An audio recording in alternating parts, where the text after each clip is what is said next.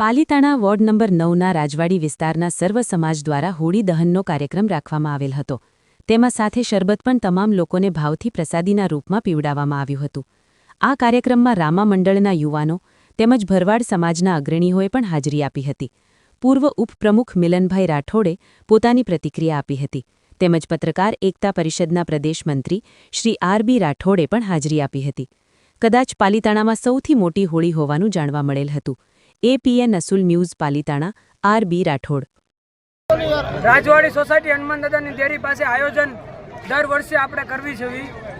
બધા વડીલો મોટા રાજવાડી સોસાયટીનો એટલો આખા એરિયા પાસે એરિયાનો સપોર્ટ એટલો બધો છે. દર વર્ષે આયોજન દર વર્ષે આખા પાલીતાણામાં ફર્સ્ટ હોળી અહીંયા થાય છે અને મોટું આયોજન કરીએ છીએ. પછી આ સિવાયના કોઈ કાર્યક્રમ આવતીકાલના કોઈ કાર્યક્રમ તમારા આવતા વર્ષે દર વર્ષે કરીએ.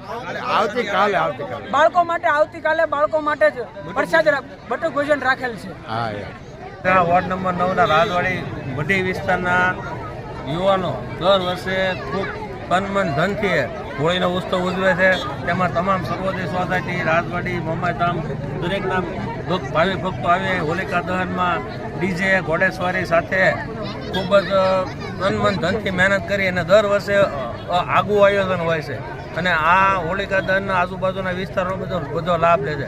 આજે અહીંયા શરબતની વ્યવસ્થા રાખી છે. આવતીકાલે બટુક ભોજનનું આયોજન પણ કરવામાં આવ્યું છે. તો આ યુવાનો દર વખતે વધારે વિશેષ આયોજન કરતા રહે એવી અમારી શુભેચ્છા.